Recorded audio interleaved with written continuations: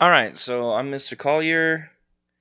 I'm going to be talking you through this lesson today as a video. We're going to see how that works today, and then we can move on from there. You should have already done your do now, but if we haven't, we can stop and do it here. So our goal for today, our learning target, is to be able to identify the presidency of Sam Houston and the problems that he faced in his first term as president of the Republic of Texas. Our agenda for today is that we're going to start with the do now to just study vocab. We have the vocab list from the other day. The way that you used to study for Mr. Jones, you can still study that way for me, all right, with a partner or alone. Next, we're going to have a manifest destiny assignment. This will be a Google form we'll complete, and I'll talk through it in the video. Then we're going to take 2 pages of notes. One of them is mostly pictures, so it's not as much writing as you think. And then we'll have a quick exit ticket at the end.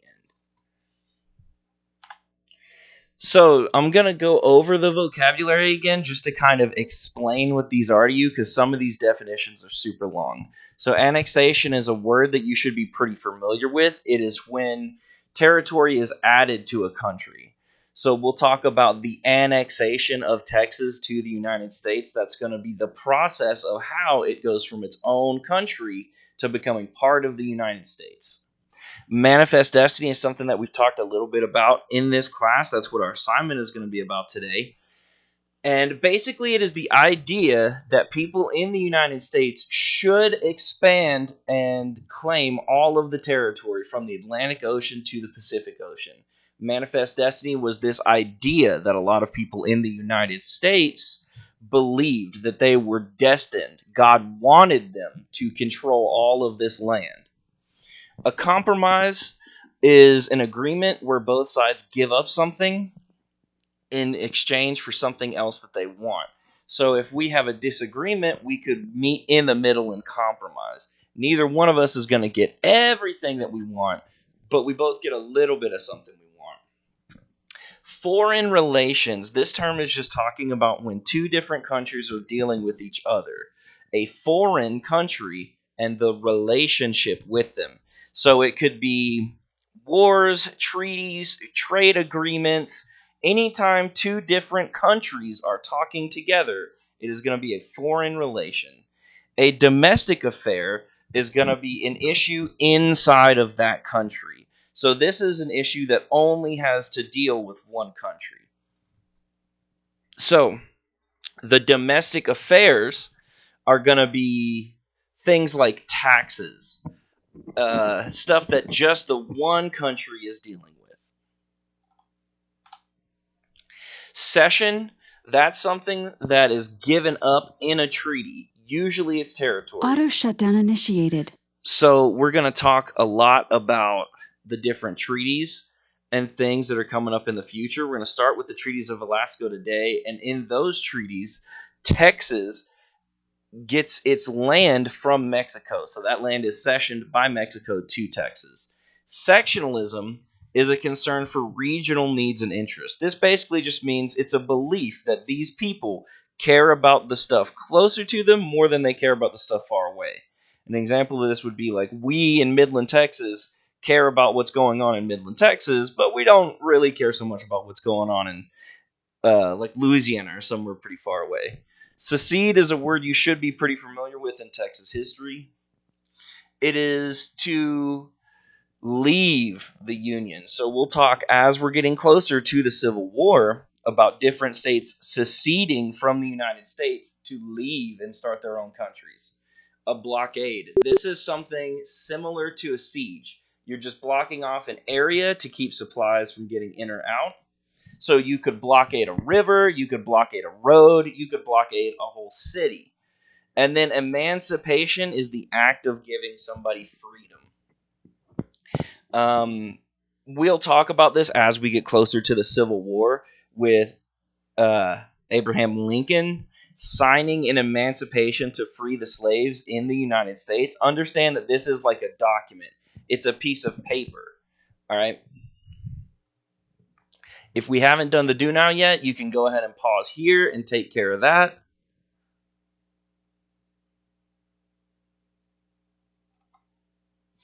The next thing I want to show you is this painting. This painting is called American Progress. And it was a painting that was very popular back then, especially with the ideas of manifest destiny. So as you look at a painting, I want you to think about three questions. What do you see? What do you think? And what do you know? If you want to go ahead and open up that Manifest Destiny Google form in Classroom and do it while I'm talking through this, that might be very helpful. Okay. But when we talk about what we see when we're looking at a painting, what do you physically see? What is in the painting? We're not trying to guess, it's what's actually there. So we could say that we see people, big giant lady, buffalo, there's trains. It's just the things you can actually see. What do you think this next step of this process is going to be? What do you think about the things that you see? Why is there a big lady? What are the buffalo doing? Why is there a train? And then the last part of this is, what do you know? This is where we're going to put the other two parts we just talked about together. And we're going to say, we're going to try to make a sort of educated guess about what this painting is about and why these things are included. Okay? So, if we go through here, and I'll pull it up here, this image is going to be in this Google form several times. Okay? But you'll have these right here at the top. I just want to know, what do you see? What comes out and strikes you? What do you think about it? And then what do you know about this painting? The name of this painting is American Progress, by the way. And whoever's teaching, feel free to pause, rewind at any point in this, but I'm just going to keep going. You're going to have some questions that you have to answer about what the words mean. You can use the different definitions to try to answer some of these other questions, okay? This Google form will be for a grade. This will be a minor grade, all right? If we go back to the presentation here, I've kind of blown it up a little bit bigger so that we can see the different parts of it. I've just taken the image and split it into the 4 different parts and zoomed in so we can get a little bit closer view. If you want to use your phones or a Chromebook to look at this, it'll be in Google Classroom as well, along with this video. But please understand that the rules for phones in here are going to work the same way they did with Mr. Jones. They need to be flat on the table, okay? And I'm just going to click through these. Feel free to pause as we go. This is the top left. This is the bottom left. And this is the bottom right. So you're going to have a few minutes here, about 15, to go through this painting yourself and answer the questions on that Google form. Then when you come back, be ready to take notes.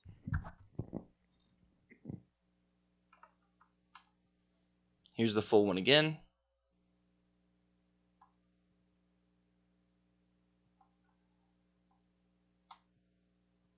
Okay. So we're going to start with our notes. You should have 2 pages of notes. One of them is going to say the Treaties of Velasco at the top and have 2 different boxes, all right? And we're going to go through this and talk about the 2 different Treaties of Velasco and some of the things that were happening. And then we'll get into Sam Houston's actual presidency on that second page of notes. So you should have the page of notes in front of you right now that has like the little map at the bottom. So remember that the Treaties of Velasco, there's 2 different treaties with the same name. There's the public version of the treaties, and then there is the private version of those treaties. Okay? So the public terms, these are the things that were agreed to between Santa Anna and Sam Houston after the Battle of San Jacinto. Okay? The war between Mexico and Texas officially ends, and Texas is declared its own independent nation. Santa Anna would no longer take up arms against Texas. All Mexican forces need to withdraw beyond the Rio Grande River.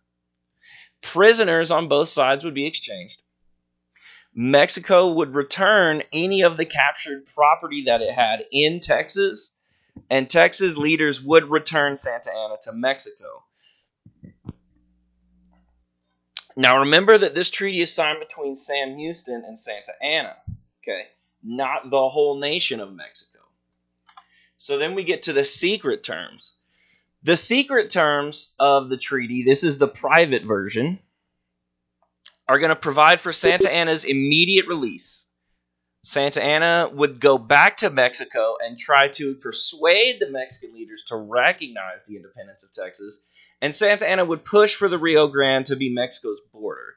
So these treaties are made with Santa Anna, not Mexico. So in the public version, it's all, yeah, Texas is independent, but over here, Santa Anna still has to go back and try to convince the other leaders in Mexico to recognize Texas as independent. Please feel free to pause and go back through these if you need to make sure you get them in your notes.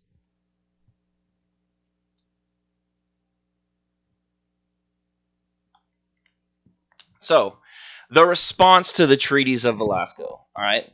Texas respond by sending a small force to stop Santa Anna. David G. Burnett, who's another person that we'll talk about that's important in Texas history a little bit later on, ends up imprisoning him. Mexico's response to these treaties is to not recognize the treaties at all or recognize that Texas is its own nation. They're still thinking that it is part of Mexico. This is a map of Texas at the time. You have this map in your notes, although the printer probably isn't going to make it look this pretty. So please take a moment and make sure that you can tell the differences between Texas and Mexico. Maybe write yourself a little note on the side, do a compass rose. It's your map, it's in your notes. Make sure you can use it, okay? But you can see the yellow up here is Texas as agreed on by the treaties of Velasco. And then you see the purple along the side is Mexico. That's all still land west of Texas that Mexico owns. They own all the land all the way to California.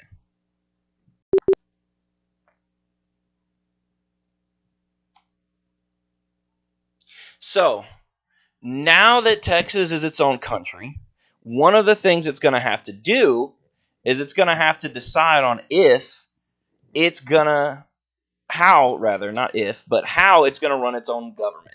So they're going to hold a bunch of elections and they're going to structure their government sort of in the image of the United States government. So we're going to have president, vice president, Congress, all that stuff. So the president, as we know, is Sam Houston. He'll be the first president of the Republic of Texas. The vice president is Mirabeau B. Lamar. Congress is going to elect senators and representatives from all the different parts of Texas. The Constitution is going to be written and approved in 1836, the Texas Constitution of 1836. And this Congress is going to vote to seek annexation of Texas to the U.S. Texas, even though it's its own country, wants to become part of the United States. You have this graphic organizer in your notes. Please pause the video here to make sure you get all this information copied down. So, Sam Houston, 1836, the inaugural address. This is what he says when he becomes the president of Texas. We modestly remonstrated against oppression, and when invaded by numerous hosts, we dared to proclaim our independence and to strike for freedom on the breast of our oppressor. As yet, our course is onward. We are only in the outset of the campaign of liberty. So what he's saying is basically, we're just getting started. We have a lot of work to do. And Sam does have a lot of work to do. There are a lot of problems that he's going to face in the new Republic of Texas. The Mexican government refuses to recognize Texas' independence. They still think it's part of Mexico. So technically, they're still at war. Other nations also need to be persuaded that Texas is independent.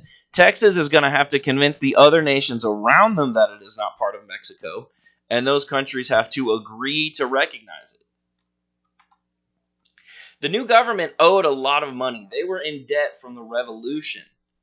They had spent a lot of money on soldiers, supplies, weapons that they still needed to pay off. So the new republic as a country starts in debt. Native American attacks are going to become a problem. They had always been happening, but now the Indians way outnumber the Anglo Americans and are taking over territory. I want you to think about those Plains tribes, Comanche, Kiowa, and Apache, and what we learned about them. The Indians themselves are threatening to declare war on Texas. So, how is Houston going to solve these problems? We know from the way he's acted before, especially leading soldiers, that he's a very cautious man. So his goal is to try to prevent more wars. He wants to stop the fighting. He wants to prevent wars with Mexico, and he wants to prevent wars with the Native Americans. The first thing that he's going to do is try to limit government spending. Houston knows that the country is in debt, and he wants to stop spending money. He doesn't want to get farther in debt. Houston thought the best solution to fix all of these problems we talked about on the last slide was to get Texas annexed to the United States. I'm going to pause right here to give you time to go back if you need to and record notes. Feel free to pause the video if you need more time.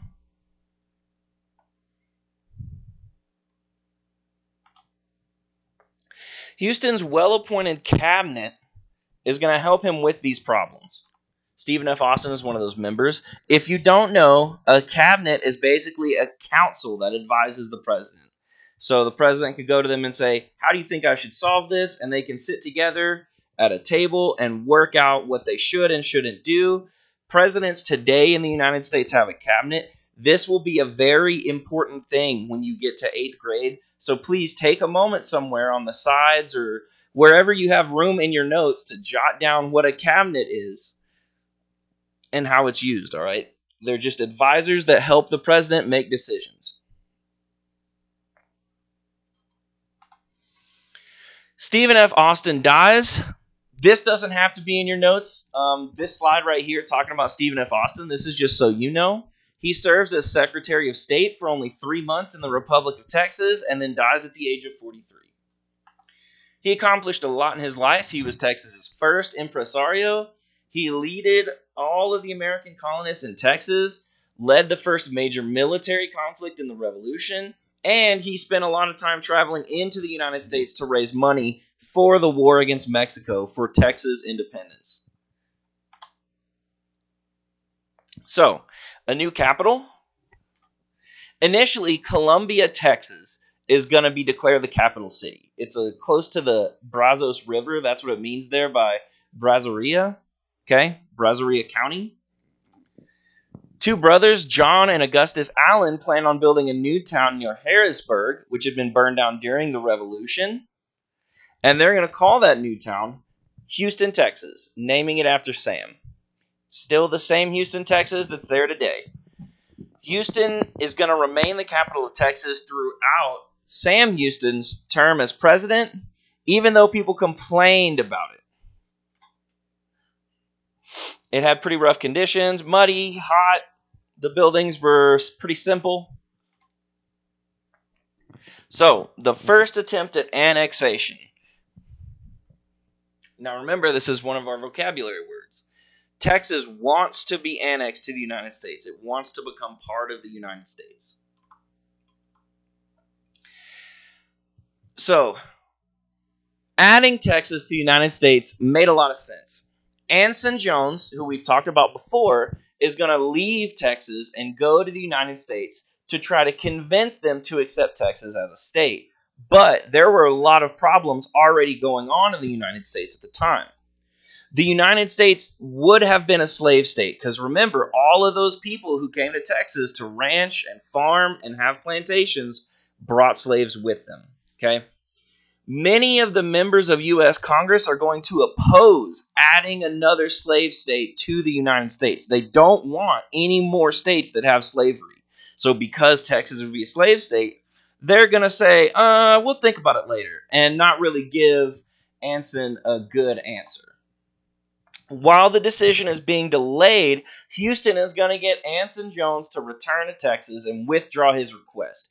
He did not want to embarrass Texas by having his request delayed.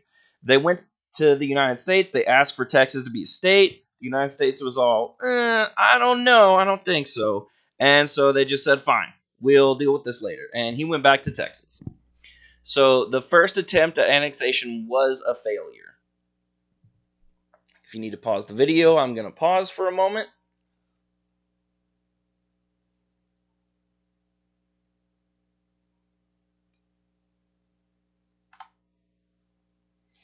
So, like we talked about earlier, Texas is in debt. Texas owes money.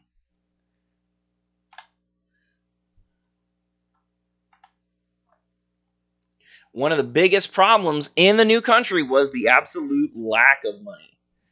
When Sam Houston began his presidency, Texas was in debt of over $1 million. And you have to remember, back then, $1 million was a lot more than it is now. So it was just this huge debt that they had to figure out how they were going to pay back. Houston held government expenses to a minimum, meaning that he spent as little money as possible, and he tried to raise revenue only for items that were absolutely necessary. Revenue just means like extra money. So if the state needed more money for something, he would try to do things to raise money, ask people to donate, that sort of thing.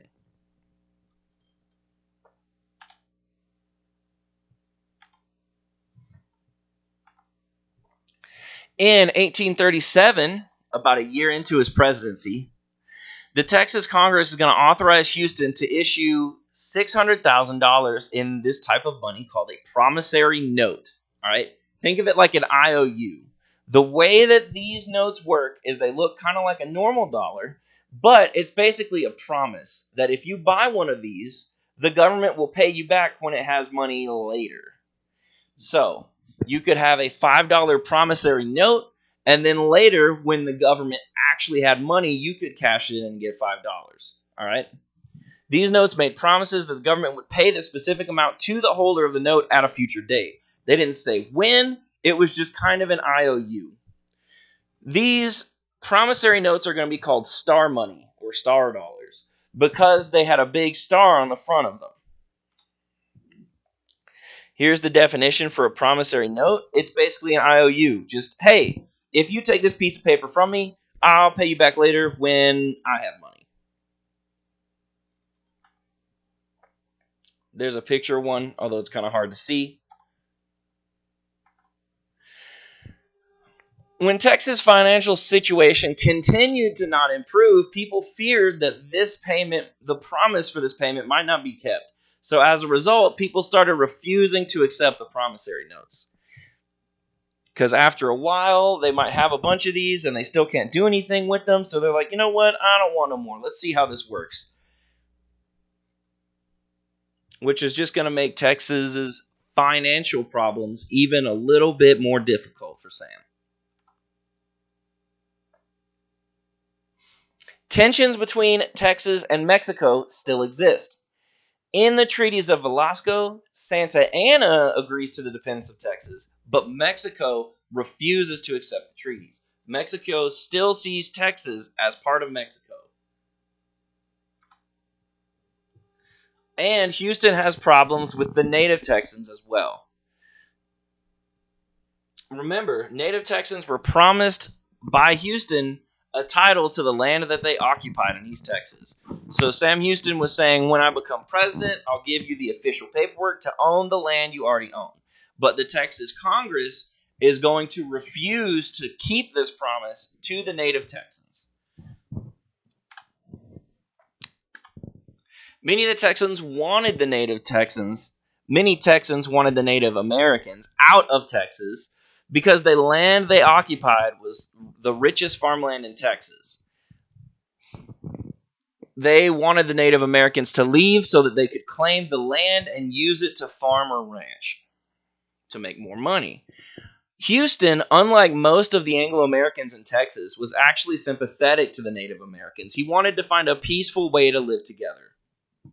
But because of how dangerous it was with Comanche, Apache, and Kiowa specifically, The Texas Rangers are going to be called in to patrol the frontier.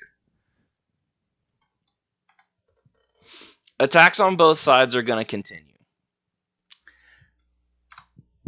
So these are the major problems that he's going to face in his presidency. We'll get to the next president in the election of 1838 later, next class for you guys. But for now, I want you to go and look at this exit ticket. So, in the exit ticket, and I want to remind you that this exit ticket is not for a grade, okay? The only thing being graded today is that Manifest Destiny assignment in the Google Forms. The exit ticket is not for a grade. But understand, when you're coming to me at the end of the 6 weeks asking how to improve your grade, when I'm going through grading and I'm looking at who's going to go to Zap and who's not, I'm going to look at these exit tickets and see who actually did them. So please take them seriously, all right? So in this first question of the exit ticket, I kind of have 4 problems, the main problems that Sam Houston faces as president. The Mexican government refuses to recognize Texas. Other nations need to be persuaded. The new government was in debt. And the Indians now outnumber the Anglo-Americans in Texas and are threatening to declare war. So what I want you to do down here is I want you to tell me 1, 2, 3, and 4, which of these are foreign issues and domestic issues. Make sure you look back at that vocabulary and you can use it effectively here. And I want you to tell me how you would solve them if you were Sam Houston.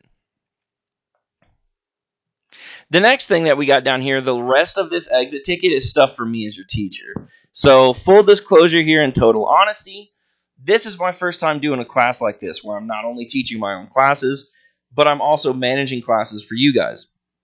So I want to know how useful and effective this is for you, okay?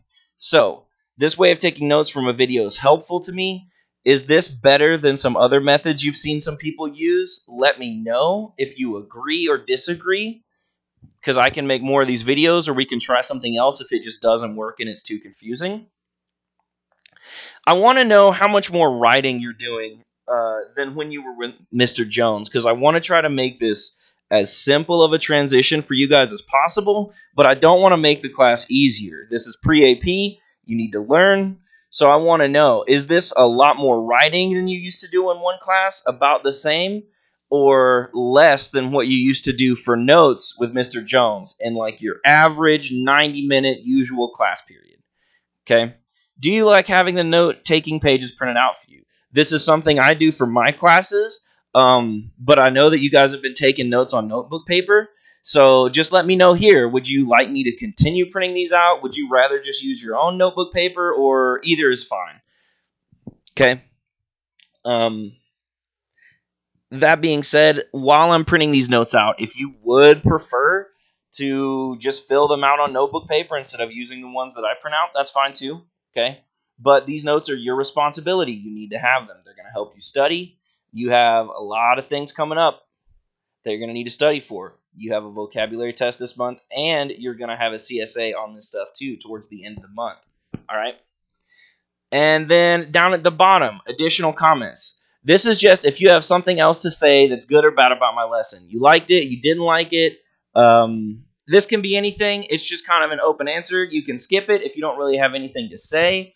But if you have any suggestions of what you'd like to see in future lessons, or maybe how we should do the class differently, let me know. You won't hurt my feelings, okay? Please be honest. And I think that's it. So once you get the exit ticket done, make sure you have everything turned in on Google Classroom. Double check the Manifest Destiny. Make sure you turn this one in. This one will be for a grade. And thanks so much. We'll see you next time.